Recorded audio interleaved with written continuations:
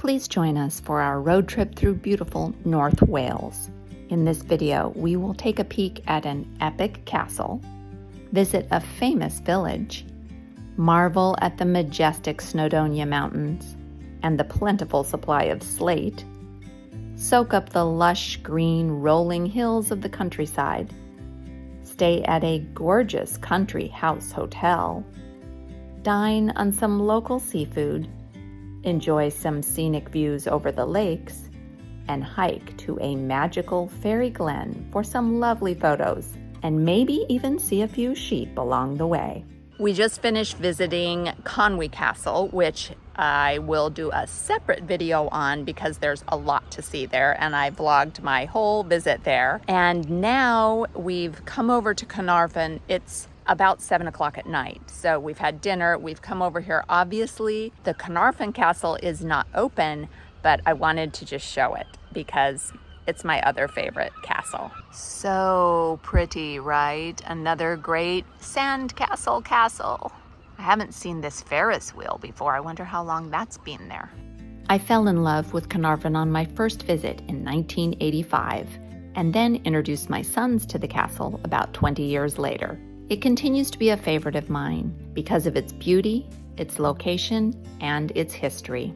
It was commissioned by King Edward I of England beginning in 1283 after his conquest of Wales, serving both as a military stronghold and a powerful symbol of English authority, as well as an administrative center for the region. The castle is famous for its distinctive architecture, especially its polygonal towers and banded stonework, features inspired in part by Roman and Byzantine imperial styles, to convey prestige and dominance. Strategically positioned to control both land and sea routes, it played an important and defensive political role. Today, it is one of the best preserved medieval castles in Europe, a major tourist attraction, and part of a UNESCO World Heritage Site. The castle is also closely associated with the title Prince of Wales, having hosted major investiture ceremonies, most notably in 1911 for the future King Edward VIII, and also in 1969 when Prince Charles, now King Charles III, was formally invested as Prince of Wales. We came over this mountain pass so we could get a view of Snowdonia. Not much of a view at the moment. There is so much slate in this part of Wales. I love driving by mountains like this where you see slate all around and slate-covered homes next to the mountains. This is a mountain that's been quarried for slate. You can just see slate everywhere on it. We had to stop at this sword sculpture for a photo. Officially known as the Blade of the Giants, an English translation of the original Welsh, this 20-foot steel sword is located near the National Slate Museum and is a tribute to the Princes of Gwynedd and their contribution to Welsh heritage. Just outside Betws-y-Coed is a town called Llanrwst. It means something like the parish of St. Grust. This market town is on the bank of the River Conwy and features the gorgeous three-arched 17th century stone bridge which crosses it. Next to the bridge is a 15th century house which is now a tea room owned by the National Trust. It has this name, which I will not attempt to pronounce but just show on the screen. The building is famous for its lovely blanket of Virginia creeper which mostly envelops it. The bridge is tricky to traverse. It is labeled Weak Bridge, which, as I've mentioned in previous videos, is always a sign that makes me feel nervous as I cross a bridge thusly labeled. As you can see, the bridge is narrow and only handles one lane of traffic. Check out this Bobby in his sharp uniform, just here, keeping the peace and keeping us safe on this dodgy bridge. So the red light flashes so that you know a car is coming the opposite direction and you shouldn't proceed over the bridge. That's interesting. He's saying no, don't proceed. Okay, I don't understand. Take the next right onto Bridge man. Street, A470. He's coming back. Oh man, yikes. So we finally made it onto the bridge after the reversing van and the dogs, And now we have to squeeze by a cyclist. Never a dull moment. We are now entering into Betws-y-Coed, a place I first visited in 1985 when I was backpacking across Europe with a friend from uni. In my sophomoric humor back then, we called it Betws-y-Coed. I'm hoping that my sense of humor has matured since then, but I make no promises. Oh, look at this. There's a Welsh male voice concert on Sunday night. If we were here Sunday, I would go. We won't be here on Sunday, but the good news is we are going to a Welsh male voice concert on Saturday night in Brecon Cathedral. There's a beautiful church that I unfortunately do not have time to go explore. Betws-y-Coed translates in English to something like prayer house in the woods. A monastery was located here back in the 6th century. The village is nestled in the dense woodland of Snowdonia National Park and is sometimes referred to as the gateway to Snowdonia. It's located where two rivers come together, the River Conwy and the River Llygwy. Betws is full of touristy shops selling souvenirs, hiking gear shops, and places to stay for the night. Eagle's Hotel is beautiful.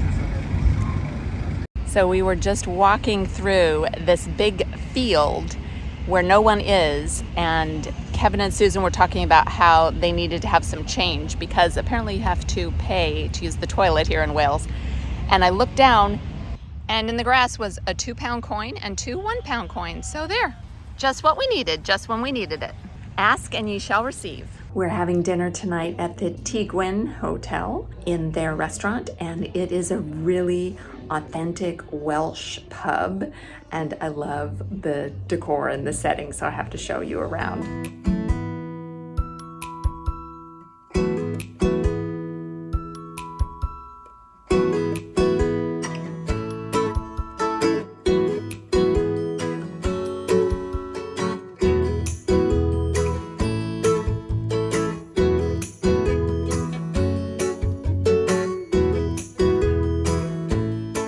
This menu has more types of fish on it than any pub menu I've seen in Britain. We had to order seafood because this restaurant has so many seafood options. So I got the oven-baked fresh king scallops with prawns and crayfish, St. Jacques, whatever that is.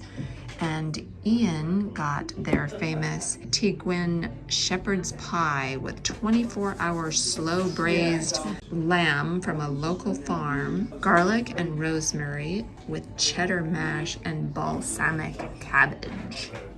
There's Susan's trout that was caught today and a Cajun salmon. I don't know why one orders Cajun salmon in Wales, but that's what Kevin did.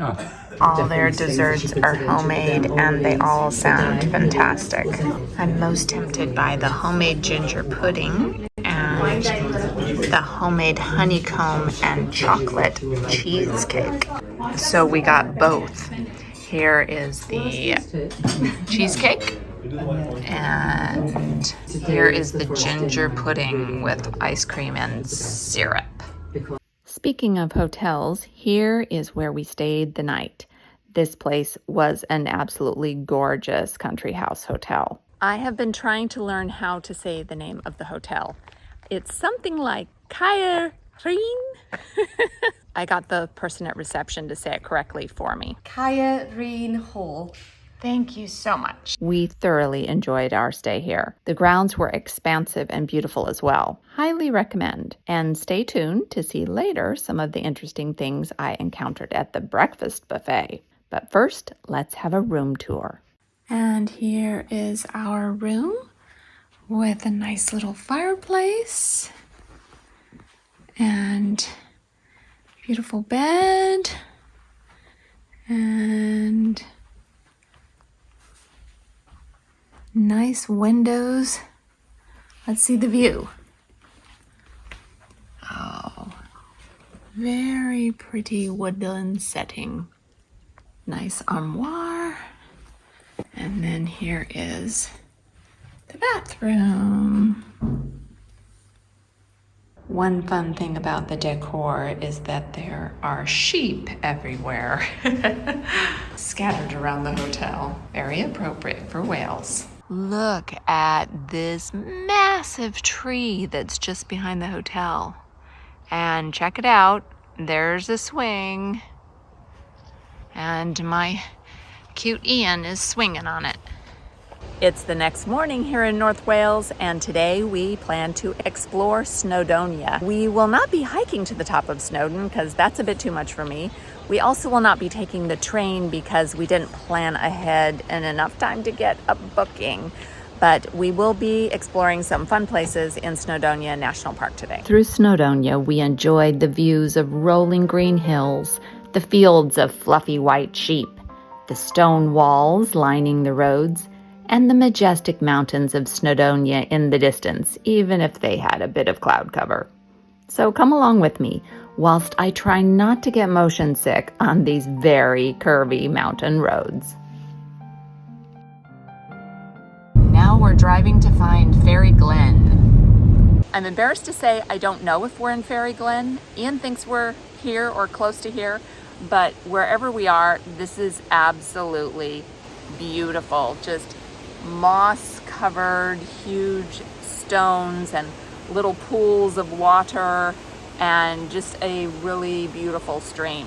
So I'm enjoying hanging out here on a sunny spot on a rock and enjoying the fact that I'm in Wales and it's warm and it's sunny and it's not raining.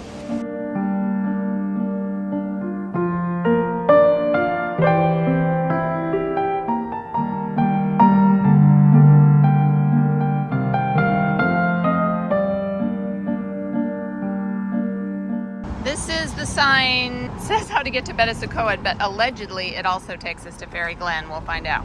This is Hike to Fairy Glen, Take 2.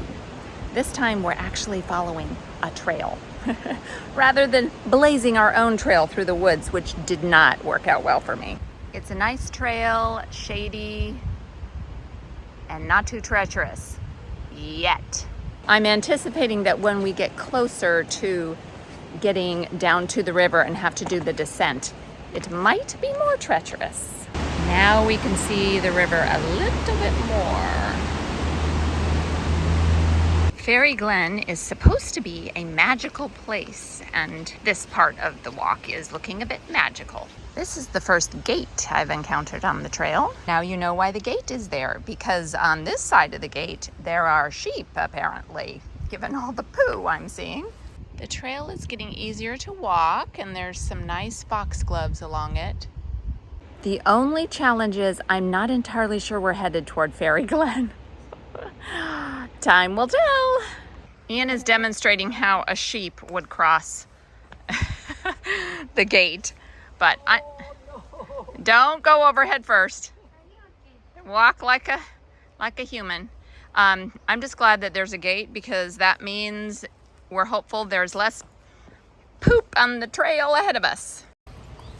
Beautiful ferns, and then a moss-covered rock wall, and then loads of lovely moss on this hillside in front of this tree that's very characterful. Well, this is the entrance gate to the official marked path to Fairy Glen. And it's another 15 minutes from here. So in order to walk through that gate, you have to pay a woman £1 per person, which I read lots of reviews on Google of people complaining about that. And when we parked, not right here, but a half an hour away and walked all the way over here, I thought we weren't going to be paying £1. Little did I know, we still have to pay the £1.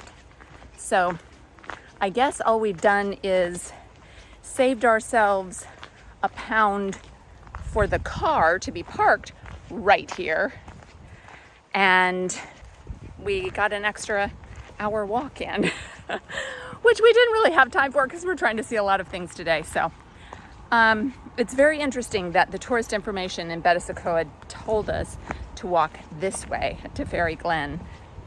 Very curious. So there's two paths to walk. One is the riverside walk, which is supposed to be really calm and lovely. And then this walk, which used to have a name here that's now been totally rubbed off. And this path is supposed to be harder, so of course, that's the path my husband chose.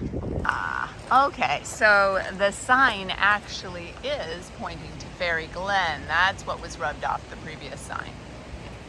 So my husband is going the correct way. I take back everything I said. I guess paying £1 a person means the path is kept up and these benches are installed along the way. Slippery steps.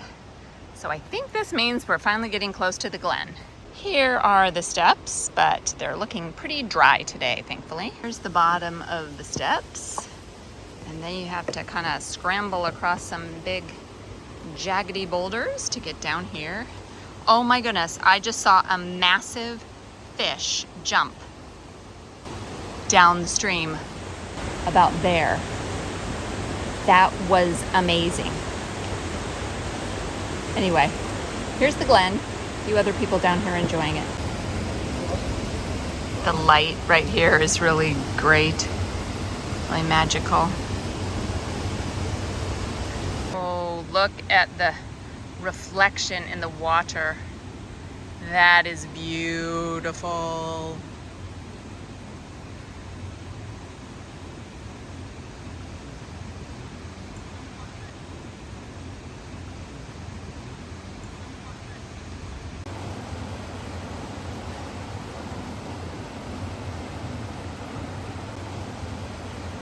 The hike back is going much faster, but I'm still a little dubious if it was the right choice to walk an extra hour to get to the top of the Fairy Glen path. Here's a few more glimpses of the lovely scenery as we continue our drive. The gorgeous green mountains, farmhouses built from local stone and slate, and some cute sheep. I particularly loved these two, who appeared to be cuddling. Then we stopped at this overlook to view the lakes and hills through the moody mist, and braved the wind and rain for a photo in our colorful jackets. This is literally the definition of raining on your parade. Yep, we're in this town that starts with the letter R that I can't pronounce. And all the townspeople are lined up along the high street waiting for this carnival procession to begin. And check out this very well-preserved vintage car. You know me, I don't know car models, so please tell me in the comments what this is. I have to also share this post box. It's gold, signifying that an Olympic medalist hailed from this locale, but it's the crocheted post box topper that I'm drawn to. It's a seagull pinching chips. So clever and well done, though I think it would be more appropriately placed along the Cornish seaside. They need one of these in St. Ives. I have to show you a few things about the breakfast buffet at the hotel. We have some very Welsh bar o' brith next to our farm fresh eggs. And speaking of eggs, I have to show you the fascinating egg cooking station. This is very British. Americans don't really eat soft-boiled eggs, so this education is necessary. I've also never heard an American refer to a jammy yolk on an egg. We need a timer to understand how to cook our eggs just the right amount of time. And then you submerge your egg in this boiling bath of water with your color-coded egg holder. How clever is that? Then, of course, you have egg cups, something most American households have never seen. I also love this huge flat of honeycomb. How amazing is that to be able to scoop up some fresh honey for your toast or yogurt? And finally, I had to show this automatic pancake cooking machine. You specify how many pancakes you want here on the front and press the button, then watch this shiny apparatus while it does all the work and spits out nice, hot, freshly made pancakes at the end of the conveyor belt here. Isn't that nifty? I hope you enjoyed our adventures in North Wales. Please check out some of my other Welsh videos here. Thank you so much for watching, and do something good in the world today.